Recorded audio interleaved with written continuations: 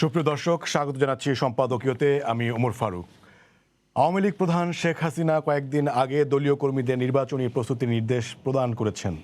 বৃহস্পতিবার শেষ হওয়া বিএনপির 3 দিনব্যাপী উচ্চ পর্যায়ের বৈঠক শেষে তাদের মহাসচিব বলেছেন, আন্দোলনে ভ্যানগার্ডের ভূমিকা পালন করতে হবে কর্মীদের। অদূর ভবিষ্যতে কোন ধারার রাজনীতি দেখবে বাংলাদেশের মানুষ, প্রাসঙ্গিক বিষয় নিয়ে আজকের সম্পাদকীয় আন্দোলন ও নির্বাচন। আর এর নিয়ে কথা বলতে স্টুডিওতে উপস্থিত আছেন অ্যাডভোকেট সৈয়দা আসিফা আশরাফি পাপিয়া, সাবেক সংসদ সদস্য বিএনপি, আছেন মনিরুজ্জামান মনির, মুক্তিযুদ্ধ বিষয়ক উপকমিটির সদস্য বাংলাদেশ আওয়ামী লীগ, এবং আছেন জাকারিয়া কাজল, সিনিয়র সাংবাদিক। দর্শক, আপনারাও এই আলোচনায় অংশ নিতে পারেন। এই জন্য আপনাদের ফোন করতে হবে টেলিভিশনে দেখানো নম্বরে। এছাড়া ফেসবুকের মাধ্যমেও আপনাদের মন্তব্য এবং প্রশ্ন রাখতে পারছেন। আমরা আলোচনা শুরুর আগে দেখে নিচ্ছি প্রধান শিরোনামগুলো।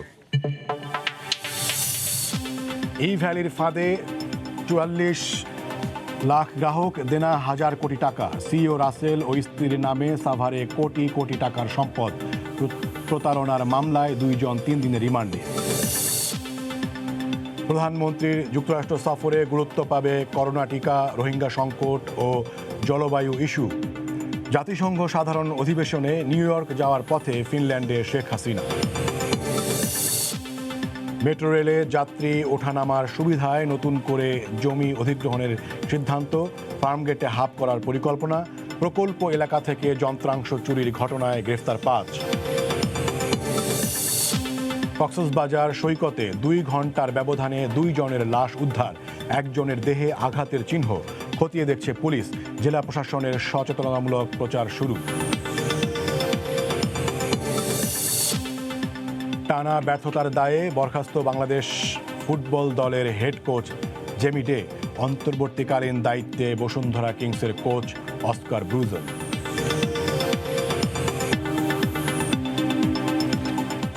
আপনাদের 3 জনকেই স্বাগত জানাচ্ছি আমাদের আজকের এই আলোচনায়। আমি একদমই সরাসরি আলোচনায় ঢুকে যেতে চাই, এবং সেটি অ্যাডভোকেট সৈয়দ আসিফা আশরাফি পাপিয়া, আপনার মধ্য দিয়ে। 2018 নির্বাচনের পরপরই আপনাদের দলের মহাসচিব বলেছেন যে, অনেকে বলে থাকেন 2014 সালের 5 জানুয়ারি নির্বাচন বর্জন করে আমরা ভুল করেছিলাম, কিন্তু এবারের নির্বাচনের মাধ্যমে প্রমাণ হলো যে 2014 সালের নির্বাচনে অংশ না নেওয়ার সিদ্ধান্তই সঠিক ছিল। এবং এই উদ্ধৃতিটা আমি যে এই কারণে উল্লেখ করছি যে, আপনারা যে আপনাদের 3 দিনব্যাপী যে উচ্চ পর্যায়ের বৈঠক শেষে যে সিদ্ধান্তে এসেছেন, সেটির আভাস কিন্তু আপনারা সেই 18 নির্বাচনের পরপরই দিয়েছিলেন। এখন প্রশ্ন হচ্ছে যে, বাংলাদেশে 96 নির্বাচন ঠেকানোর চেষ্টা করেছিল আওয়ামী লীগ। সেটি আসলে তারা 2 দিনের অবরোধ কিংবা বয়কটের যে কর্মসূচি সেটি দিয়েও তারা ঠেকাতে পারেননি। কিন্তু পরে তারা আন্দোলনের মাধ্যমে বিএনপি সরকারের পতন হয়েছে এবং তারা তাদের দাবি আদায় করে নিয়েছেন। আপনারা 14 সালে নির্বাচন ঠেকাতে চেয়েছিলেন, কিন্তু ঠেকাতে পারেননি। 18 সালে এসে আপনারা বলছেন যে সেটিকে আপনারা প্রমাণ করার জন্য আপনারা নির্বাচনে গিয়ে আপনাদেরকে প্রমাণ করতে হয়েছে। এখন 23-এ যে আপনারা আন্দোলন করে আপনাদের দাবি আদায় করতে পারবেন, এই যে আত্মবিশ্বাস বা কনফিডেন্স, সেটা আপনারা কোথা থেকে পাচ্ছেন? আত্মবিশ্বাস, কনফিডেন্স এই সরকারের আমলে থাকার কোনো প্রকার কারণ নাই। তার কারণ এইটা হচ্ছে একটা গড গিফটেড ডিজাস্টার ছাড়া এই জগদ্দল পাথরের মতো বিনা ভোটে রাতের বেলা ভোটিকার দিনের বেলা কাউন্টিং করে ভোটারবিহীন নির্বাচন করে এই 5 জানুয়ারি 2014 থেকে শুরু করে আজকে এই 21 সাল পর্যন্ত যে ট্র্যাডিশন, রাজনৈতিক এবং রাজনীতি করা রাজনৈতিক সংগঠন আওয়ামী লীগ, যে অরাজনৈতিক আচরণ এবং মানুষের ভোটের অধিকার যে হরণ এবং ভোটের প্রতি মানুষের কোনো প্রকার আস্থা বলে কিছু নাই, গণতন্ত্রের গ নাই, নির্বাচনের ন নাই, বাক স্বাধীনতার ব নাই। এখন বলতে পারেন যে টকশয়ে আসেন, টকশয় এই ছোট্ট একটা জায়গায় বাক স্বাধীনতা দেখলে তো হবে না। বাক স্বাধীনতা সর্বত্রই কিন্তু থাকতে হবে। মিছিল, মিটিং, জনসমাবেশ, সমস্ত কিছু, এখানে সব কিছু সরকারের পারমিশনের বাইরে আপনি কোথাও কিছু করতে পারবেন না। এখন নির্বাচন যেটা ব্যাপার, নির্বাচনে সরকার তাহলে কি আমি বলতেছি দৈব ঘটনার জন্য অপেক্ষা না, দৈব না। আপনার 3টা প্রশ্নের উত্তরই আমি দিচ্ছি। নির্বাচন এই সরকার খুব ভালো করে জানে যে নিরপেক্ষ 1% নির্বাচন দিলে সে ক্ষমতায় আসতে পারবে না। বিধায় উনি নিরপেক্ষ নির্বাচন জীবদ্দশাতে আর দেবেন না, প্রথমত। আর দ্বিতীয়ত, বিএনপি নিরপেক্ষ নির্বাচন দৃশ্যমান না হওয়া পর্যন্ত, নিরপেক্ষ নির্বাচন দৃশ্যমান হয়ে ভোটারকে ভোট দেওয়ার অধিকার এবং যারা যাকে ভোট দিবে সেই ফলাফলটা নিরপেক্ষভাবে প্রচার না করা পর্যন্ত বিএনপির অদূর ভবিষ্যতে নির্বাচনে যাওয়াটা উচিত না। এখানে একটু ছোট মানে সম্পূর্ণ প্রশ্ন করি, মানে বিএনপি মানে নিরপেক্ষ নির্বাচন দিলে যে দলে দলে লোক বিএনপিকে ভোট দিবে, সেটি আপনারা কোথায় আমাদের পাচ্ছেন? দরকার নাই ভোটের। মানে সেটি আপনারা নিরপেক্ষ সেটা পাচ্ছেন নির্বাচনের কিভাবে? ভিত্তিতে আওয়ামী লীগ ক্ষমতা আসুক না কেন, গণতান্ত্রিক পরিবেশটা আসুক না কেন। এই নিরপেক্ষ নির্বাচনের জন্য আমরা স্বৈরাচার বিরোধী আন্দোলন করলাম। মনিরুজ্জামান মনি ঢাকা বিশ্ববিদ্যালয়ের ছাত্রনেতা, আমি রাজশাহী বিশ্ববিদ্যালয়ে নেতৃত্ব দিচ্ছি। কত ছাত্র জীবনের তাজা প্রাণ রাজপথে রক্তাক্ত হয়ে পড়ে গেছে। কিসের জন্য? গণতন্ত্রের জন্যই তো, নির্বাচনের জন্যই তো। 69 নির্বাচন থেকে শুরু করে বাংলাদেশের ভাষা আন্দোলন, মুক্তিযুদ্ধ, সব কিছুতে অধিকার আদায়। তো পাকিস্তানিদের কাছ থেকে আমাদের অধিকার আমরা যদি আদায় করে নিয়ে আসতে পারি, আজকে দেশের রাজনৈতিক সংগঠন যারা মুক্তিযুদ্ধের দাবিদার, যারা গণতন্ত্রের সমস্ত কিছুর অংশীদারত্ব দাবি করে থাকে, তাদের কাছে এরকম রাজনৈতিক বিমুখ, অরাজনৈতিক পরিবেশে নির্বাচন বিমুখ ছাপ্পা সিলের মাধ্যমে, প্রশাসনের মাধ্যমে এই যে ক্ষমতায় আসার যে পদ্ধতি, এইটা পৃথিবীর ইতিহাস তো কখনো আওয়ামী লীগকে ক্ষমা করবে না। কারণ তারা তো না, সবাই পাপি আপা, মানে নির্বাচন প্রশ্নে মানে আপনাদের অবস্থান, আওয়ামী লীগের অবস্থান এবং নির্দলীয় সরকারের প্রশ্নে আপনাদের অবস্থান, আওয়ামী লীগের প্রশ্ন নিয়ে মানে প্রতিদিনই আসলে কথা হচ্ছে। এখন আমরা মানে সামনে যে আপনার আন্দোলনের কথা বলছেন, সেটির আসলে বাস্তবতা কতটুকু?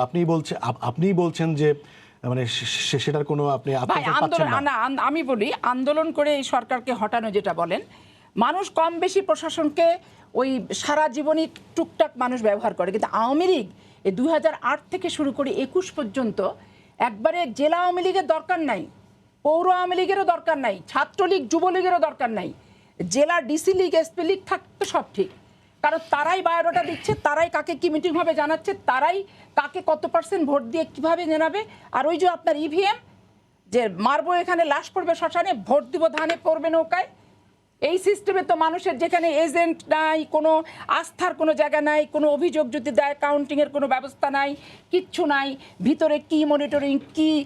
তার মানে দাঁড়াচ্ছে যে মানে গত 3 দিনের যে আপনাদের মানে উচ্চ পর্যায়ের বৈঠক, সেখানে যে আন্দোলনের কথা বলা হলো, সেটি আসলে এক ধরনের রাজনৈতিক না, রাজনৈতিক বার্তা। স্ট্যান্ড বাজিও না। আমি বলি যে বাংলাদেশের 5ই জানুয়ারি 2014 যে নির্বাচনে বিএনপি যায়নি, এটা নিয়ে বিভিন্ন জনের বিভিন্ন কথা আছে যে ওই নির্বাচনটাতে যদি বিএনপি যেত, তাহলে আওয়ামী লীগ প্রশাসনকে এইভাবে হাতিয়ার হিসেবে ব্যবহার করার সুযোগটা কম পেত, আর প্রশাসন একটা নিরপেক্ষ জায়গা খুঁজে পেত। অনেকে বিশেষজ্ঞ মহলরা ধারণা করেন। কিন্তু 30শে ডিসেম্বর যখন গেল, তখন দেখলো ওই সেই প্রশাসন তো যাহা লাহাই তাহাই কদু।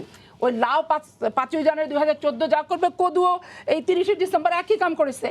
তো যার কারণে 5ই জানুয়ারি নির্বাচনে না যাওয়ার বাস্তবতাটা, যথার্থতাটা এবং রেজাল্ট কি হবে, এটা 30শে ডিসেম্বর যেয়ে কিন্তু মোটামুটি এস্টাবলিশ হয়ে গেল। এখন অদূর ভবিষ্যতে আপনি এই আওয়ামী লীগের পাতানো ছকে পা দিয়ে নির্বাচন নামক প্রহসনে আপনি বারবার নেতাকর্মী সহ যে লক্ষ লক্ষ মামলার আসামি হয়ে তারপরে নামে মাত্র যে লাভটা কি হচ্ছে, লাভটা তো কিছু হচ্ছে না।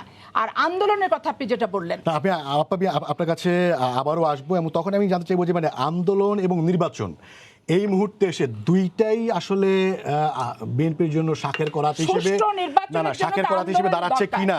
মানে আপনারা তো মানে আন্দোলনে করে দাবি আদায় করতে পারেন না, নির্বাচন করেও সুবিধা করতে পারেন নাই। সেই ক্ষেত্রে দেখেন, রাস্তার জনগণের ট্যাক্স নিয়ে র্যাব, পুলিশ, আর্মি, বিডিআর এগুলো পালা হয়। এখন সমস্ত কিছু যদি আন্দোলনকে প্রতিহত করার জন্য ওই কামান দাগা থেকে শুরু করে পেপার স্প্রে থেকে, এগুলো আপনারা আগেও বলেছেন, আমি সামনের দিকে যেতে চাই, তাহলে আপনাদের আসলে কৌশলটা কি হচ্ছে? আন্দোলনটা যে আপনি আপনার কাছে আমি আসবো, মানে একই পুরনো কথাই আসলে হচ্ছে। জি মনিরুজ্জামান মনির, আমি আপনার কাছে আসতে চাই, সেটি হচ্ছে 14 মানে বিএনপি এখন যে অবস্থানে নিচ্ছে আসলে নির্বাচন ক্ষেত্রে, আসলে সেটি আসলে 14 অবস্থানই, মানে ওনারা বলছেন যে ওনারা নির্বাচনে যাবেন না, আন্দোলনের মাধ্যমে নির্দলীয় সরকার আদায় করবেন, তারপরে ওনারা নির্বাচনে যাবেন। তো আমরা জানি যে 14 আগে আপনাদের সরকারের একটা অবস্থান ছিল, সেটি হচ্ছে যে আপনারা বিএনপি নেত্রীকে ফোন করেছিলেন, তাদেরকে একটি সর্বদলীয় সরকারের প্রস্তাব দিয়েছিলেন। তো সেটির কি পুনরাবৃত্তি, কি যদি বিএনপি যদি একই ধরনের কর্মসূচি অবস্থানের পুনরাবৃত্তি করে, আপনাদের কি মানে অবস্থানের কি পুনরাবৃত্তি হবে কিনা? এবং আপনার টেলিভিশনের সকল দর্শকদেরকে বাংলাদেশ আওয়ামী লীগের পক্ষ থেকে শুভেচ্ছা জানাচ্ছি। আমার সহ আলোচক শ্রদ্ধাভাজন জাকারিয়া কাজল, আমার প্রিয় বোন আসিফ আশরাফি পাপিয়া সহ সকলকে শুভেচ্ছা। দেখুন, আপনি প্রথমত যে কথা দিয়ে শুরু করেছিলেন যে 96-এর 15ই ফেব্রুয়ারি নির্বাচনে বিএনপি যে একতরফা নির্বাচন করেছিল, সেটা আমাদের আপনি একজন বিদগ্ধ সাংবাদিক হিসেবে ভুলে যাবার কথা নয়। আমরা কিন্তু বাংলাদেশ আওয়ামী লীগ রাজনৈতিক দল হিসেবে আমরা সেদিনের নির্বাচন প্রতিহত করার জন্য মাঠে নামি নাই। আমরা সেদিনের নির্বাচনটা যে একটি অগণতান্ত্রিক প্রক্রিয়ার মধ্য দিয়ে হচ্ছে তার জন্য গোটা বাংলাদেশের মানুষকে আমরা সচেতন করেছিলাম। আমরা গ্রামে গঞ্জে হাট বাজার অর্থাৎ রাজনৈতিক কর্মসূচির মধ্য থেকে 48 ঘন্টার একটা কর্মসূচি ছিল আমাদের। হ্যাঁ, আমি যেটা বলছি সেটা হলো এটা আমার পলিটিক্যাল মুভমেন্ট। আর বিএনপি যেটা 5ই জানুয়ারি নির্বাচন ওনারা বয়কট করেন না, ওনারা প্রতিহত করতে আসছিলেন। প্রতিহত করতে এসে কি করলেন? প্রতিহত করতে এসে আমার আইন শৃঙ্খলা রক্ষা বাহিনী হত্যা করলেন, আমার পুলিং অফিসারকে থেকে হত্যা করলেন, স্কুল শিক্ষককে হত্যা করলেন এবং গোটা বাংলাদেশে হাজার হাজার শিক্ষা প্রতিষ্ঠানকে জ্বালিয়ে দিয়েছিল। অর্থাৎ বিএনপি সেদিন বয়কট করেনি, প্রতিহত করতে নেমেছিল, প্রতিহত করতে পারেননি। কারণ বাংলাদেশের মানুষ এবং আওয়ামী লীগের নেতাকর্মীরা সচেষ্ট ছিল বিদায় বিএনপি সেদিন ব্যাকফুটে চলে গেছে। সেই নির্বাচন করার আগে বরঞ্চ বাংলাদেশের রাজনীতিতে বিএনপি কিন্তু বেশ কয়েকটি সিটি কর্পোরেশন নির্বাচনে নির্বাচিত হয়েছিল। তার মানে শেখ হাসিনার অধীনে বা শেখ হাসিনা যখন ক্ষমতায় থাকে তখন যে নির্বাচন সুষ্ঠু হয় তার জ্বলন্ত প্রমাণ আমাদের আমলে। এবং একটা কথা উনি যে বলছেন যে নির্বাচন সঠিকভাবে 90-এর গণঅভ্যুত্থানের পর যে আন্দোলনের নেত্রী উনি বা যে আন্দোলনের কর্মী আমি, সেই জায়গাটায় বাংলাদেশ আওয়ামী লীগ বঙ্গবন্ধু কন্যা শেখ হাসিনাই 2001 সালের 1 অক্টোবরের নির্বাচনে আমরা একদম সুষ্ঠু নিরপেক্ষ নির্বাচনের জন্য তত্ত্বাবধায়ক সরকারের কাছে ক্ষমতা হস্তান্তর বঙ্গবন্ধু কন্যা শেখ হাসিনা করছিলেন। 2001 সালের থেকে 2006 সাল পর্যন্ত বরঞ্চ তথাকথিত যে তত্ত্বাবধায়ক সরকার সেই সরকারটাকে বিতর্কিত করেছিল বিএনপি চেয়ারপারসন বেগম খালেদা জিয়া। কারণ আপনার তত্ত্বাবধায়ক সরকারের যে 3টা ধাপ সেই ধাপকে ফলো না করে তারা তাদের দলের প্রতিষ্ঠিত সদস্য যে তাকে রাষ্ট্রপতি, তাকে তত্ত্বাবধায়ক সরকার প্রধান, এই করার মধ্যে ক্ষেত্রে বিতর্কিত সমস্ত কর্মকাণ্ড বাংলাদেশের রাজনীতি বিএনপি করেছে। গণতান্ত্রিক প্রক্রিয়ার মধ্যে থেকে যদি নির্বাচন আপনি দেখেন যে 90-এর গণঅভ্যুত্থানের কথা বলছেন, গণতন্ত্র নির্বাচনের জন্য গণতান্ত্রিক শাসন ব্যবস্থা বা গণতন্ত্রকে সুপ্রতিষ্ঠিত করার জন্য একটি অবাধ সুষ্ঠু নির্বাচন, জনগণের মতামতের প্রতিফলন হওয়া জরুরি, এটা সত্য। আপনি গণতন্ত্রকে শক্তিশালী যদি আপনি করতে চান, কিন্তু এই নির্বাচনকে কে বা কারা প্রশ্নবিদ্ধ করেছে? 96 সালের 15ই ফেব্রুয়ারি গোটা বাংলাদেশের মানুষকে ওনারা যে কথা বলেছে, বাংলাদেশের মানুষের হৃদয়কে ধারণ করেই বঙ্গবন্ধু কন্যা শেখ হাসিনা আন্দোলন করেছে। বাংলাদেশের মানুষ আমাদের সাথে ছিল। 30শে মার্চ বেগম খালেদা জিয়ার পতন ঘটেছে, নির্লজ্জভাবে পতন ঘটেছে। ওনারা বলেন যে ওনারা এই তত্ত্বাবধায়ক সরকার সংবিধানে সংশোধনী করবেন সে কারণে গেছেন। ওনারা ক্ষমতা থাকতে চেয়েছিলেন। গোটা বাংলাদেশের মানুষ আপনাদের সেই আন্দোলন নির্দলীয় সরকারের দাবিতেই ছিল। জি, আমরা আন্দোলন করে যেহেতু মানুষের ভাত এবং ভোটের অধিকার প্রতিষ্ঠা করার জন্য মিরপুর নির্বাচন বলেন, মাগুরা নির্বাচন বলেন, এই সমস্ত নির্বাচনে ব্যাপকভাবে কারচুপি হয়েছে, অন্যায় হয়েছে, তার জন্য আমরা এদেশের মানুষকে আন্দোলিত করতে পেরেছিলাম। বাংলাদেশের মানুষ শেখ হাসিনার ডাকে এসেছিল, ওনারা পারেন না। এখন আসেন ওনারা এই যে 2018 নির্বাচন নিয়ে কথা বলেন, 2018 30 ডিসেম্বর নির্বাচন যদি আমরা দেখি, মির্জা ফখরুল ইসলাম আলমগীর 11টা-12টার সময় আপনাদের সমস্ত বাংলাদেশের মূলধারা মিডিয়াগুলোর সাথে সাক্ষাৎকারে কি বলেছিলেন? উনি বলেছিলেন ভোট সুষ্ঠু হচ্ছে, অবাধ হচ্ছে, স্বচ্ছ হচ্ছে। তারপর যখন নির্বাচনে তারা ফেল করলো, ব্যর্থ হলো, বাংলাদেশের মানুষ যেহেতু তাদেরকে রায় দিল না, তখন তারা বলছে নির্বাচন নিয়ে তার প্রশ্ন আছে। আমার কথাটা হলো কেন বাংলাদেশের মানুষ, উনি যেখানে হাসছেন কথা বলছেন, ওনার প্রতি মিস্টার হারুনুর রশিদ উনি কিভাবে নির্বাচিত হলেন? উনি কিভাবে নির্বাচিত হলেন? তার মানে কি জনগণ আপনার সাথে থাকতে হবে। ওনার নির্ধারিত এলাকায় হারুন সাহেবকে ওখানকার মানুষ চেয়েছে, তাই নির্বাচিত হয়েছেন। অর্থাৎ আপনি যদি নির্বাচনকেও, আরেকটা কথা আমি আপনাকে বলি, সেটা হলো বাংলাদেশের মানুষের যেভাবেই বলেন না কেন, আমার দীর্ঘদিনের রাজনৈতিক অভিজ্ঞতার মধ্যে থেকে এখানে শুধুমাত্র ভোট আপনি মনে করেন সাধারণ জনগণ বা ও সাধারণ জনগণ এদের কাছে হারুন সাহেব উদাহরণ দিলেন।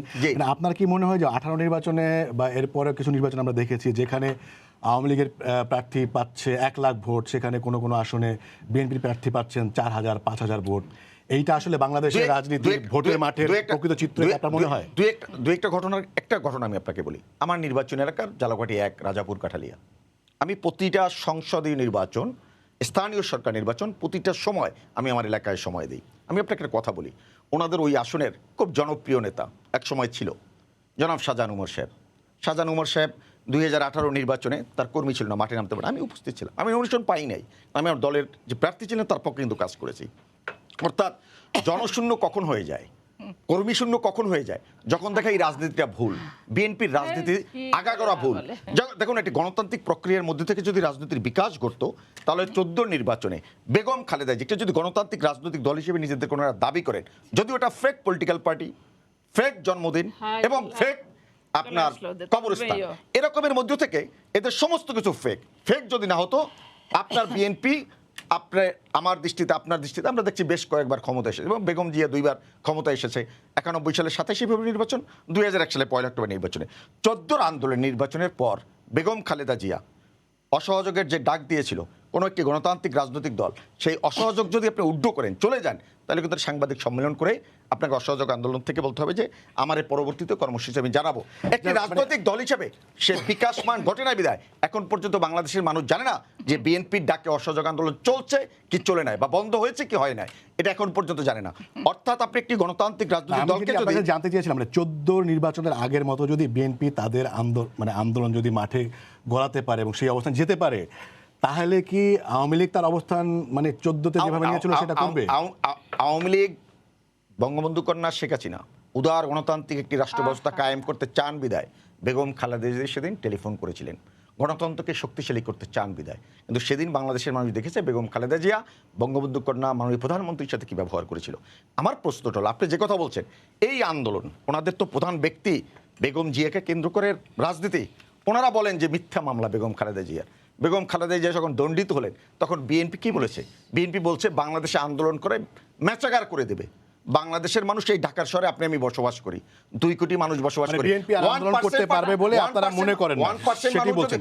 যে মনির ভাই, আমি নিশ্চয়ই আপনার কাছে আসব। মানুষ যদি ধারণ করতে, কাজল ভাই, আমি আপনার কাছে যেটি জানতে চাই সেটি হচ্ছে যে মানে 14 কিংবা 18 একটা প্রেক্ষাপট ছিল, মানে কোভিডের কারণে কিন্তু পুরো দুনিয়ার চিত্রই কিন্তু পাল্টে গেছে। মানে এখন বিজ্ঞানীরা কিন্তু বলছেন যে টিকা মানে ভ্যাকসিন আবিষ্কার হয়েছে, কিন্তু কবে জীবন জীবিকা স্বাভাবিক হয় সেটা কি কেউ আসলে জানে না। তো সেই বাস্তবতায় মানে কোনো রাজনৈতিক দল, শুধু বিএনপি না, কোনো রাজনৈতিক দলের পক্ষে কি আসলে এই মুহূর্তে আন্দোলন গড়ে তোলা কিংবা মানে আন্দোলন একটা হচ্ছে উচিত কিনা, যদি যায়ও আন্দোলন গড়ে ওঠা সম্ভব কিনা? না, এক কথা নেই। এই জন্য বললাম কোভিডের আগেও কিন্তু খুব মানে জনপ্রিয়, মানে জনসম্পৃক্ত এবং বিএনপি সম্পৃক্ত ইস্যুগুলোতেও কিন্তু বিএনপি পারেনি ওইভাবে আন্দোলন করতে। নির্যাতন, বিএনপির অভিযোগ হচ্ছে তাদের বিরুদ্ধে নির্যাতন, যেটা আমরাও দেখি, মানে অনেক ক্ষেত্রে এই অভিযোগতা সত্যই যে হয়। কিন্তু বাংলাদেশের ইতিহাসে কোনো বিরোধী দলকে কেউ লাল গালিচা বিছিয়ে ফুলের পাপড়ি ছিটিয়ে মানে আন্দোলন করতে সহায়তা করেছে, মাত্রা টাত্রা বেড়েছে। একটা কথা আছে না, হেউতে তুমি ভুবনে ভুবনে কাজ করে যাও গোপনে গোপনে।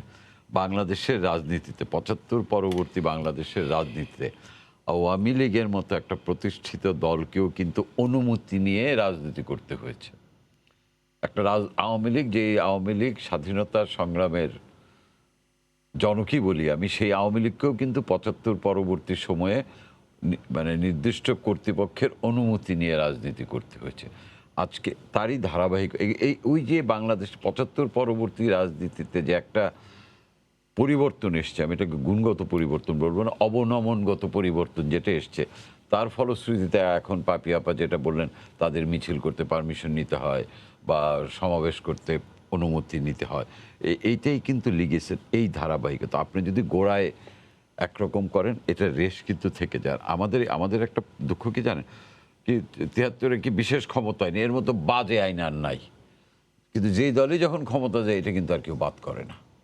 আপনার আওয়ামী লীগ যে আইন করেছে, এটার পরে বিএনপি ক্ষমতা এসছে, তারাও এরশাদ ক্ষমতা এসছে, এরশাদও বাদ করে নেই, বিএনপিও বাদ করে নেই, যে কেউ কিন্তু বাদ করে নেই।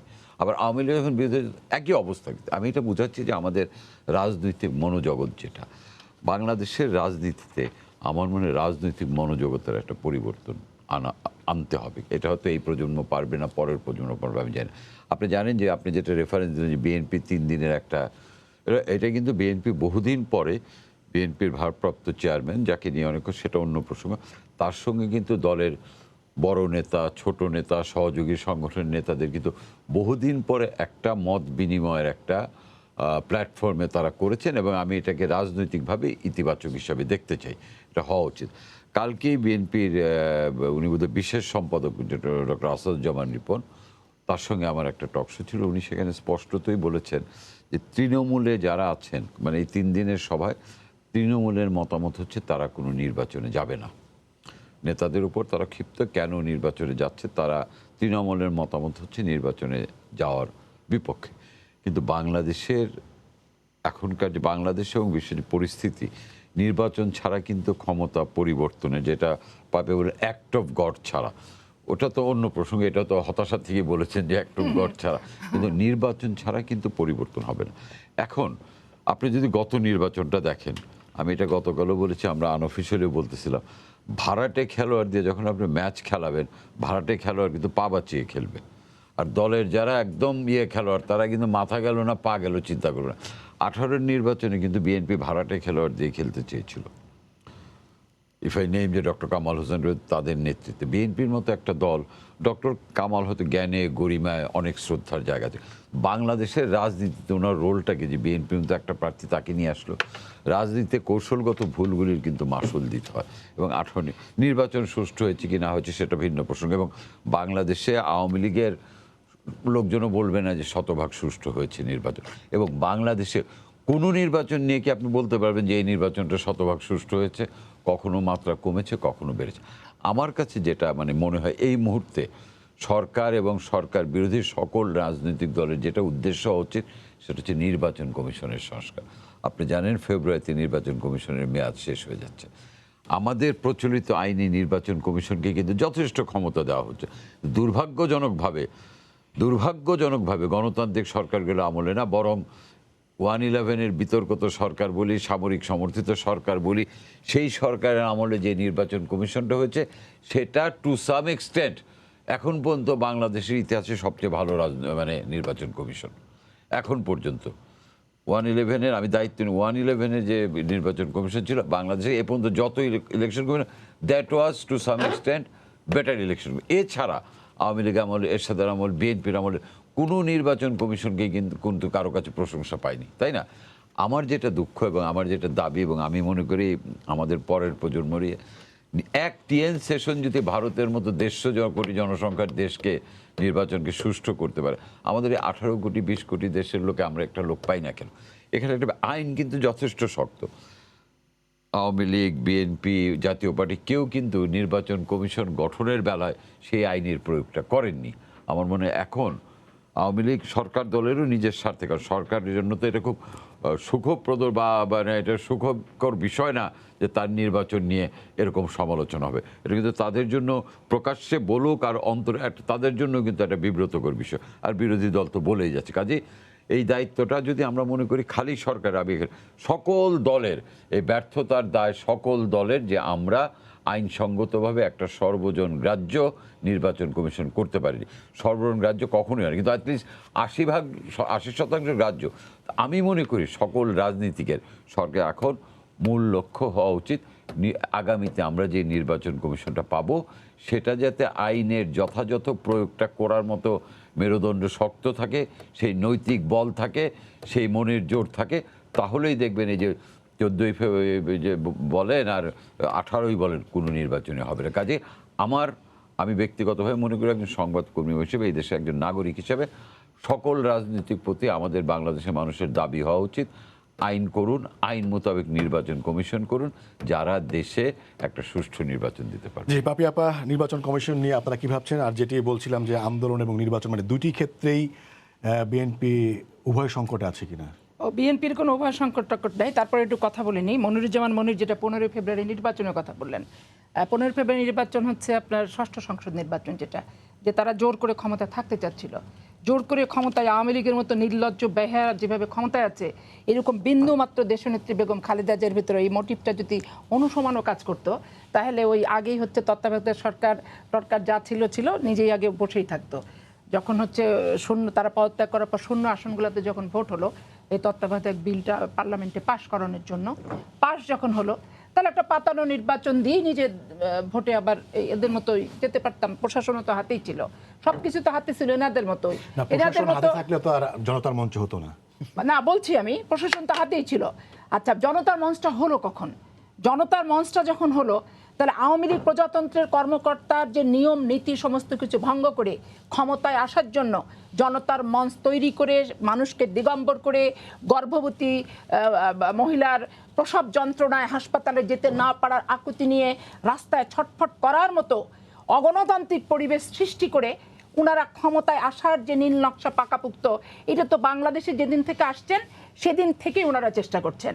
এখন ওনারা হাবিবুর রহমানকে মানেন, শাহাবুদ্দিন মানেন না, ওনাদের তত্ত্বাবধায়ক সরকারকে হাসানকে ওনারা মানেন না, ওনারা লতিফুর রহমান সাহেবকে মানেন না, কোনোটা বারে স্থূপি কারচুপি, কোনোটা বারে সূক্ষ্ম কারচুপি।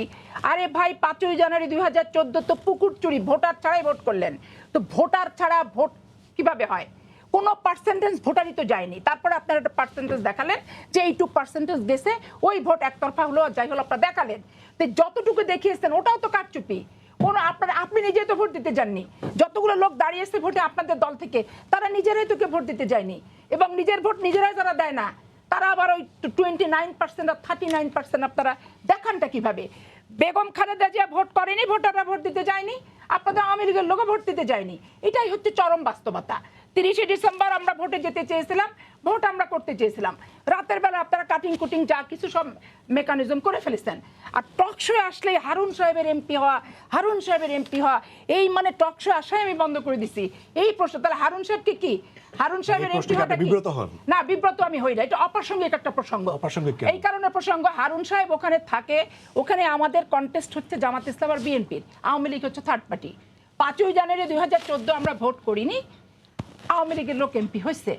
আমরা যখন ভোটে গেছি স্বাভাবিক কারণে কন্টেস্ট তো জামাত আর বিএনপি, আওয়ামী লীগ তো থার্ড পার্টি। রাতের বেলা 30,000 ভোট কাটছে সেকেন্ড হওয়ার জন্য। আপনারা তো বলেন যে কোথাও আসলে কন্টেস্টই গড়ে উঠতে পারে না, সবগুলো নিয়ে না, নিয়েছে। ওই প্রসঙ্গটাই যখন তোলে, আমার ওখানে তো 30,000 ভোট কাটছে, 50,000-এর জায়গায় 85,000 ভোট করছে, 30,000 কাটছে। আর বিকালের দিকে 3:30টার থেকে যেটুক ব্যালট বাক্স ছিল ভোট দিতে কাটছে, ঠিক আছে। এখন সেই এত আনপপুলার, সে এত অজনপ্রিয়, আলটিমেটলি জামাত আর বিএনপি কন্টেস্ট হতো, ওখানে আওয়ামী লীগের সাথে কন্টেস্টটা হলো। থার্ডের থেকে চুরি চামারি করে সেকেন্ড হয়েছে আওয়ামী লীগ, ঠিক আছে। এখন চুরি করতে করতে, ডাকাতি করতে করতে, 300 সিটে ডাকাতি, সব জায়গায় যে সমানভাবে ডাকাতি আওয়ামী লীগ করতে পারছে কি, পরিবেশ আওয়ামী লীগের লোক তো ডাকাতি করতে তার পক্ষে যায়নি, সোজা কথা। কারণ সে আওয়ামী লীগ করে না, কিভাবে নমিনেশন পাইছে, আওয়ামী লীগকে জ্বালায় তামা করে দিছে ধরেন। তা নির্বাচনের প্রত্যেকের কিছু কৌশল থাকে, আমরা যেহেতু স্থায়ীভাবে ওখানে বসবাস করি, আমরা আমাদের স্থানীয়ভাবে আমরা কৌশল নিছি যে ঠিক আছে, ও তো যেহেতু সাঙ্গপাঙ্গ নেশাখোর মাতাল মদখোর, 2টার আগে তো ভোট কাটতে যাবে না, রাত্রে 30,000 কাটছে। অন্যান্য জায়গায় তাহলে একটু কৌশল নিলে না, সেইটা আমি বলবো না। আমার সিটের কথা যেহেতু চাপাডাঙ্গা সদরটা বলছে, সদরটা আমি বললাম। হারুন সাহেব জেতার মানে এই না যে বাংলাদেশে আওয়ামী লীগের অধীনে নির্বাচনে গণতন্ত্রের একবারে নহর বয়ে যাচ্ছে, নিরপেক্ষতার একবার চরম একটা যুগশ্রেষ্ঠ দৃষ্টান্ত স্থাপন করছে, এটা কিন্তু না মনিরুজ্জামান মনির। আপনারা মানুষকে বিব্রত করার সময় তুলে দিচ্ছেন, অমক কেন জিতলো, তমক কেন জিতলো, আপনারাই বলতে পারবেন এর রহস্যটা কি। আপনি মাগুরা উপনির্বাচনের কথা বললেন, মিরপুরের বললেন, তার সাথে আমি বলে দিই আপনাদের আপত্তি ছিল রমনা নিয়েও। তা আমাদের 3টা সিটের নির্বাচন নিয়ে আপনাদের আপত্তি ছিল, আপনাদের 300টা সিটের নির্বাচন নিয়ে আমাদের আপত্তি আছে, এবং 300 সিটের কোথাও কোনো নিরপেক্ষ নির্বাচন হয়নি, এবং আপনাদের অধীনে কোনো নিরপেক্ষ নির্বাচন হওয়ার কোনো প্রকার সম্ভাবনা নাই। তাহলে এখন কি করবেন? এখন যে বিষয়টা আসতেছে, উনি ফেক জন্মদিন, ফেক পার্টি, বহুত কিছু বললেন। এর আগে একই কথার উত্তর আপনার সাথে আমার দিতেও ভালো লাগে না, আপনি বলেন 6টা জন্মদিন, তাহলে আপনাকে বলতে হবে বেগম জিয়ার জন্মদিন কবে। কারণ বেগম জিয়ার জন্ম কবে হয়েছে তার মা, তার পরিবার আর ধাত্রী ছাড়া বলবে তাকে। তা আওয়ামী লীগ কি সেদিন আতুর ঘরে ধাত্রীর দায়িত্ব পালন করছিল? প্রসব করানোর জন্য গেছিল নাকি? বেগম জিয়াকে সেদিন কিভাবে জন্ম থেকে, পেট থেকে নারী কেটে কি বাইর করছিল? তাহলে 5টা 7টা জন্মদিন কোনটা তাহলে আপনাদেরকে বলতে হবে? 15ই আগস্ট, ঠিক আছে, আপনাদের কথা মতো 15ই আগস্ট বেগম জিয়ার জন্মদিন না? সারা আল্লাহর সাথে সন্ধি করেন তাহলে যে বাংলাদেশের মাটিতে কেন, পৃথিবীর বুকে 15ই আগস্টে কেউ জন্মাবে না, কারোর বিয়ে হবে না, কারোর কোনো কিছু হবে না, শুধু মৃত্যুদিন সবার পৃথিবীতে আল্লাহ লিখবে। আল্লাহর সাথে সন্ধি করেন, আল্লাহ যদি পৃথিবীর বাসীর ভাগ্যে লিখে রাখে সেটা লিখবে। আপনি ফেক রাজনীতি বলছেন, আপনি গণতন্ত্রের বহুত কিছু ইতিহাস ঐতিহ্য আছে আওয়ামী লীগের, কিন্তু এই 5ই জানুয়ারি 2014 থেকে অদ্যাবধি যা করছেন গণতন্ত্রের গো আপনাদের ভেতরে আছে। আপনি একটা নিবেদিত করবেন, আপনার এই অবস্থা কেন ভাই? কোথায় এনটি হোটেলের মালিক আকাম কুকাম হয় হোটেলে, টাকা আছে, পয়সা আছে, দল করে না, পার্টি করে না, রাজনৈতিকভাবে আপনার দলের সমর্থক হতে পারে, ডোনার হতে পারে, টাকা দিতে পারে, আপনার মতো মনিরুজ্জামান মনির নমিনেশন না পেয়ে এই যে গলা চিৎকার দিয়ে দলকে সন্তুষ্ট করছেন ফেক জন্মদিন বলে, ফেক পার্টি বলে, এগুলো তো সঠিক কথা না এবং যথার্থ কথা না। আমি কাজল ভাইয়ের একটা কথা অবাক হয়ে গেলাম যে এই নির্বাচন কমিশন নাকি শ্রেষ্ঠ নির্বাচন একটা কমিশন। আচ্ছা তাহলে বলেছি যে 111 এর যে নির্বাচন কমিশন ব্রিগেডিয়ার সাখাত সাহেব আর শহর, আচ্ছা ঠিক আছে, আমি একটু যাই হোক সেটা ঠিক আছে, কারণ তারা ধরেন মানুষের ডাবল ভোটার যেগুলো ছিল ডাবল ভোটার কর্তন করে সিঙ্গেল ভোটার করছে, তারপরে হচ্ছে নির্বাচন কমিশনটাকে তারা একটু ডেভেলপ করতে চাইছে, তারপরে হচ্ছে যে ভুয়া ভোট বলেন ওনারা, এখানেও তো কথা আছে। আপনি ব্রিগেডিয়ার সাখাত সাহেবকে ডাকবেন, শহুল হোসেনকে ডাকবেন। আমি যখন জিজ্ঞেস করছিলাম ভুয়া ভোটটা কি, তখন বলে এগুলো হয়েছে কি একটা মানুষ দুই জায়গায় থাকে, নবাবগঞ্জের মানুষ ঢাকা শহরে আছে, ঢাকা শহরে ভোটার আছে, নবাবগঞ্জের ভোটার আছে। আর আরেকটা জিনিস লক্ষণীয়, 2004 সালে বেগম জিয়া মানে বিএনপি 2001-এর পরে ক্ষমতা আসার পর যখন পূর্ণাঙ্গ ভোটার তালিকা করতে গেল, তখন এই সুজন বদিউল আলম মজুমদার ডক্টর কামাল হোসেনকে আইনজীবী নিয়োগ দিয়ে তখন নির্দেশ দেওয়া হলো হাইকোর্ট থেকে যে হালনাগাদ ভোটার তালিকা করতে হবে, যেটা মারা গেছে কর্তন হবে, নতুন যারা ভোটার হয়েছে তারা হবে পূর্ণাঙ্গ ভোটার তালিকা। 2001 থেকে 2006 পর্যন্ত বিএনপি কিন্তু করতে পারেনি। তাহলে 96 সালে ক্ষমতায় এসে আওয়ামী লীগ যে পূর্ণাঙ্গ ভোটার তালিকা করছে, সেইখানেই কিন্তু তাহলে ভুয়াই বলেন আর ডাবল ভোটারই বলেন, তাদেরই কিন্তু সৃষ্টি, তারাই তৈরি। কিন্তু তারা এক নাগারে যেটা ওনার নেত্রী বলে দিবে, একবারে তোতা পাখির মতো বকতেই থাকবে 100 জন কোরাস গানের মতো গাইতে থাকবে ভুয়া ভোটার ভুয়া ভোটার। আপনাকে ধন্যবাদ, নিশ্চয়ই সময় পেলে আমি বলি ভাই, বাংলাদেশে যতক্ষণ সুষ্ঠু নিরপেক্ষ নির্বাচন হবে না, আন্দোলন বলেন, দ্বিমত বলেন, বক্তব্য বলেন, বিবৃতি বলেন, থাকতেই হবে।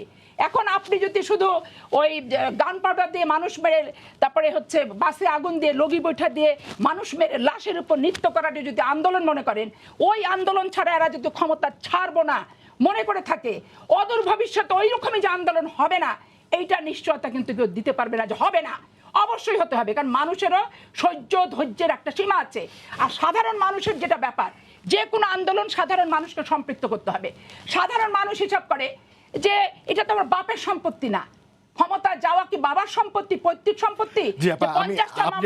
আপনি বলবেন, আমি আবার যখন আপনার কাছে ফিরবো তখন আমি আপনার কাছে জানতে চাইবো যে বিএনপির সাথে সাধারণ মানুষ কেন আন্দোলনে নামবে, সেটা পক্ষে যুক্তি কি, সেটা আমি আপনার কাছে জানতে চাইবো। মনির ভাই, আমি আপনার কাছে আসতে চাই। পাপি আপা একটি পয়েন্ট বলেছেন যে ওনাদের সময়ে 3টি নির্বাচন নিয়ে আপনাদের প্রশ্ন তুলেছিলেন এবং তারপরে আপনারা বলেছিলেন যে নির্দলীয় সরকারের অধীনে নির্বাচন দিতে হবে। ওনারা বলছেন যে ওনারা 300 আসনে প্রশ্ন তুলেছেন, এখন কেন মানে নির্দলীয় সরকারের অধীনে হবে না। আরেকটা প্রশ্ন আমি যেটি করতে চাই, আপনারা বলেন যে নির্বাচনকালীন মানে বিশেষ করে 2018-তে যে নির্বাচনকালীন সময়ে বিএনপি হচ্ছে ভোট করে নাই, তাদের নেতাকর্মীরা সেভাবে নামে নাই, তার মানে কি আপনারা এটা স্বীকার করে নিচ্ছেন যে বিএনপি যদি তাদের নেতাকর্মীরা নামতো তাহলে আরও অনেক বেশি সিট পেতো, সেটা আপনারা স্বীকার করে নিচ্ছেন? বা বিএনপির এখন পর্যন্ত আপনি মানে আপনার আগের বক্তব্য একটু কন্ট্রাডিক্ট করে কিনা? আপনি বলছেন যে একদমই তাদের জনপ্রিয়তা নাই। আমার কন্ট্রাডিক্ট করে না এই কারণে, যখন আপনার একটি রাজনৈতিক দলের, বাংলাদেশের নাই দক্ষিণ পূর্ব এশিয়ার রাজনীতির যদি আপনি ট্রেন্ড দেখেন, তাহলে দেখবেন এখানকার দলের প্রধানকে সামনে কে প্রাইম মিনিস্টার হবে, এটাকে সামনে রেখেই রাজনৈতিক দলগুলো তার কর্মীরা চাঙ্গা থাকে, তার কর্মীরা সামনের দিকে এগিয়ে যায়। এবং একটা জিনিস তো ইতিমধ্যেই প্রমাণিত হয়ে গেছে, 2018 নির্বাচন আগে বেগম খালেদা জিয়া দুর্নীতি দায়ে দণ্ডিত হয়েছেন, তার এক ছেলে মানি লন্ডারিং সহ অনেক রকমের দুর্নীতির মামলায় জড়িত, উনি এই দেশে মুসলেকা দিয়ে চলে গেছে দেশের বাইরে। স্বাভাবিক কারণে বাংলাদেশের যে আপনার একটা যে আশার আলো বিএনপির রাজনীতির, আমি বলছি না বিএনপি বাংলাদেশের রাজনীতিতে, কাজল ভাইয়ের সাথে আমরা কথা বলতেছিলাম, এটা মানে টকশোর আগে, এটা তো যে এন্টি আওয়ামী লীগ একটা সেন্টিমেন্ট বাংলাদেশে আছে, তার একটা ভোটও আছে, তো অস্বীকার করছি না। তো আপনার যখন দেখবেন যে কোনো নেতৃত্ব দেওয়ার মতন বাংলাদেশের প্রধানমন্ত্রী কে হবে, 2018 নির্বাচনে বিএনপি কোনো সাংবাদিক যখন প্রশ্ন করছে সেটাকে ওনারা উত্তর দিতে পারছেন? এটা পারেন নাই। তার মানে কি এইখানকার মানুষ এবং তার কর্মীরা তারা দ্বিধাদ্বন্দ্ব ছিল। দ্বিধাদ্বন্দ্ব অনেক কারণে ছিল। একটি নির্বাচনী আসনে আপনি 3-4জন প্রার্থী দিয়েছিলেন, তার মানে আপনাদের মূল প্রার্থীকে মানে এই ধরনের মানে কৌশলগত ভুল না করলে বিএনপি আরো বেশি বেটার করতে পারত। এবং ওনাদের ভুল রাজনীতিকে, ভুল রাজনীতিটা হলো বিএনপি দেশের মানুষ যখন যুদ্ধাপরাধের বিচার চায়, বেগম খালেদা জিয়া বাংলাদেশের মঞ্চে দাঁড়িয়ে তাদেরকে রাজবন্দী বলে। কাদেরকে বলে? নিজামী, মুজাহিদ, সাইদি, এদেরকে বলে রাজবন্দী। বেগম খালেদা জিয়ার রাজনীতির ভুল, বিএনপির রাজনীতি ভুল, কি কারণে বলে যে মুক্তিযোদ্ধার দল হলে সালাউদ্দিন কাদের চৌধুরী যখন যুদ্ধাপরাধের দায়ে দণ্ডিত হয় তখন তাকে দল থেকে বহিষ্কার করে না। এই রকমের যাদের কারেজ নাই, এই রকমের ডাবল স্ট্যান্ডার্ড পলিটিক্স করতে বাংলাদেশের মানুষ তাদেরকে পছন্দ করে না। এরপর আসেন নির্যাতনের কিছু কথা বলছেন কাজল ভাই, আমি কাজল ভাইয়ের এই কথাটাকেই বেস করে কথা বলি। কাজল ভাই বলছে যে নির্যাতন যে হচ্ছে না আমি অস্বীকার করছি না, আমিও ধরে নিচ্ছি নির্যাতন হচ্ছে। আমি 75-এর 15 আগস্ট জাতির পিতাকে হত্যার পরে তার বিচার করা যাবে না এরকম একটি কুখ্যাত ইন্ডিমিনিটি আইন 79-এর 26শে জুলাই পার্লামেন্টে পাশ করেছিল বঙ্গবন্ধু হত্যাকাণ্ডের মাস্টার মাইন্ড কুড়ি জিয়াউর রহমান। এর মধ্য থেকে বাংলাদেশের নির্যাতন এবং প্রতিহিংসার শিকার হয়েছি আমরা। গণতান্ত্রিক শাসন ব্যবস্থায় 90-এর গণঅভ্যুত্থানের পর একজন রাজনৈতিক আন্দোলনের কর্মী হিসেবে আমরা ভাবি নাই কখনো একটি গণতান্ত্রিক সভ্য দুনিয়ায় একজন গণতন্ত্রের বিরোধী দলের নেত্রীকে হত্যার উদ্দেশ্যে আর্জেস গ্রেড নিক্ষেপ করে 24টা মানুষ হত্যা করেছিল। নির্যাতন যদি বলেন এর চেয়ে কি নির্যাতন হবে? শাহেস কিবরিয়া, মঞ্জুরুল ইমাম, আপনার টঙ্গীর আহসানুল্লাহ মাস্টার, এই নির্যাতনের সামনে কি নির্যাতন? এরপর আসেন আন্দোলন করবে। আপনার খুব ভালোভাবে জানে বিএনপি আন্দোলন বলতে কিছুই করতে পারবে না। গত কয়েকদিনে যদি দেখেন সিলেটের খুব ইম্পর্টেন্ট একজন রাজনৈতিক কর্মী বিএনপির সহ স্বেচ্ছাসেবক বিষয়ক সম্পাদক আসাদুজ্জামান জামান সিলেট রাজনীতি খুবই ইম্পর্টেন্ট। বেশ কয়েকদিন আগে জামাল এই দল থেকে চলে গেছে। বিএনপির নিজেরা মহিলা দলের কর্মীরা তারা বলে বাংলাদেশের সমস্ত ইউটিউবগুলোতে সার্চ করে পাবেন, বিএনপির কর্মীরা বলে মহিলা দলের কর্মীরা আওয়ামী লীগ আমাদের নির্যাতন করে না, বিএনপি আমাদের নির্যাতন করে। এই রকমের পরিস্থিতি। উনি এন্ট্রি হোটেলের কথা বলছেন, তার রাজনৈতিক কর্মকাণ্ড নিয়ে প্রশ্ন আছে, কিন্তু একটি রাজনৈতিক দল বিরোধী দলের সময় সে নিজেকে বিকশিত করে যে আমি আমার ত্যাগী কর্মীদেরকে মূল্যায়ন করব। বিএনপি পার্লামেন্টে একটা মহিলা এমপি পেয়েছিল কোটা, সেই কোটায় কাকে বানাইলো? এখানে কি পাপিয়াকে মহিলা এমপি বানাইছে? কাকে বানাইছে? যে এই দল কখনো করে নাই, দলের নির্যাতন সহ্য করে নাই। তার মানে কি একটি রাজনৈতিক দল বিকাশ যদি করতে হয় তাহলে আমাদের প্রপার পরীক্ষিত কর্মীকেই মূল্যায়ন করতে হবে। সে জায়গায় করে নির্বাচন বাংলাদেশের আমি এক সেকেন্ডে ছেড়ে দিচ্ছি। বাংলাদেশের রাজনীতিতে ৭৭-এর নির্বাচনে হ্যাঁ বা না ভোট বাংলাদেশে করার মধ্যে থেকে বাংলাদেশের অনগণতান্ত্রিক পন্থায় হাঁটিয়েছিল স্বৈরশাসক বঙ্গবন্ধু হত্যাকাণ্ডের কুড়ি। এই সময়ে এসে মানে প্রেক্ষাপট যেমনিভাবে ভিন্ন, 14-র আগে আমরা দেখেছি যে বেগম জিয়া নিজেই কিন্তু তখন তিনি মুক্ত ছিলেন এবং রাজনীতিতে সক্রিয় ছিলেন। এখন আসলে যে বিশেষ করে আওয়ামী লীগের পক্ষ থেকে বলা হয় যে বিএনপি নেতৃত্ব একটা কে আছেন বা কিভাবে হবে সেটা একটা বড় প্রশ্ন, সেইটা আসলে আগামী রাজনীতিতে বিএনপি রাজনীতি একটা বড় ফ্যাক্টর কিনা? অবশ্যই ফ্যাক্টর। বিএনপির আপনি যদি, আমি জানি না পাপে হয়তো বিরোধী, বিএনপি যারা স্থায়ী কমিটির সদস্য আছেন বা সিনিয়র নেতৃবৃন্দ আছেন, এখন একটা দলের একজন ভারপ্রাপ্ত চেয়ারম্যান হয়ে গেছেন, ঠিক আছে, এটা তাদের দলীয় ব্যাপার, সে বিষয়ে আমার কোনো মতামত নেই। কিন্তু দেশের থেকে মাঠে থেকে রাজনীতি করা আর ওহির মাধ্যমে রাজনীতি করার মধ্যে কিন্তু বাংলাদেশের রাজনীতিতে এটা একটা ইম্প্যাক্ট ফেলে। পাপিয়া হয়তো স্বীকার করবেন না, বাট মনোজগতে এটা একটা প্রভাব ফেলে। আমি আমার নেতাকে দেখছি, আমার নেতা মাঠে আছে, রাজনীতি একরকম, আমার নেতা, আমরা যতই বলি যে আমরা খুব ডিজিটালাইজ হয়েছি, ভার্চুয়াল হয়েছি, কিন্তু নেতা যখন ভার্চুয়াল থাকে খালি, তখন কিন্তু ওই ইয়াটা। আপনি দেখেন একটা খুব সামান্য কথা বলি, আমি এটা অন্যভাবে নিয়ে না, এক মাগুরার উপনির্বাচন, দ্যাট ওয়াজ এ সিম্পলি উপনির্বাচন, এবং ওইটাই কিন্তু সরকার পরিবর্তন বা ইত্যাদি কোনো ব্যাপার ছিল। এক মাগুরার নির্বাচন কিন্তু বিএনপির মতো একটা শক্তিশালী দলের পতনের কারণ হয়ে গেল, একটা উপনির্বাচন, তাই না? আর এখানে আপনি 14 বলেন, 18 বলেন, 300 আসনে এত অনিয়ম যদি হয়ে থাকে, তো সেই সরকার কিভাবে থাকে? মাগুরার এটা কিন্তু $1 বিলিয়ন করছে, এটা আপনাকে অ্যানালাইসিস করে বলতে হবে। হ্যাঁ, আপনারা তো বলতে পারেন আমাদের অবিচার করে, অত্যাচার করে নামতে পারে না, তো যদি একটা, আমি আবারও বলে নিচ্ছি, 18 নির্বাচনকে আমি ডিফেন্ড করছি না, এই নির্বাচন 100% ভালো হয়েছে আমি বলছি না, কিন্তু একটা আসনের উপনির্বাচনের ফলে যদি বিএনপির মতো একটা শক্তিশালী দলের পতন ঘটে, আর এখানে এতগুলি 14, 18 দুটো উদাহরণ, তারপরেও কেন আমি 1 মিনিটে শেষ করি, মানুষ মাঠে নামছে না? এই ব্যর্থতাটাকে, এটা কি আমার ব্যর্থতা? আমি জনগণ নামবো কেন? আমি জনগণ নামার জন্য তো আমার একজন পাইলট লাগবে, আমার একজন মাঝি লাগবে, আমার একজন দিশারি লাগবে। বিএনপি বোধ হয় বিএনপির মধ্যে সেই দিশারির ইমেজটা প্রতিষ্ঠিত করতে পারে। পাপিয়া, আমি আপনার প্রশ্নটা একটু ঘুরিয়ে বলি। আপনি বলছেন যে 300 আসন নিয়ে, মানে 3টি আসন নিয়ে আওয়ামী লীগ যখন পারে, 300 আসনের প্রশ্ন নিয়ে আপনারা কেন পারেন না? সেই প্রশ্ন কি আপনারা করেছেন কিনা?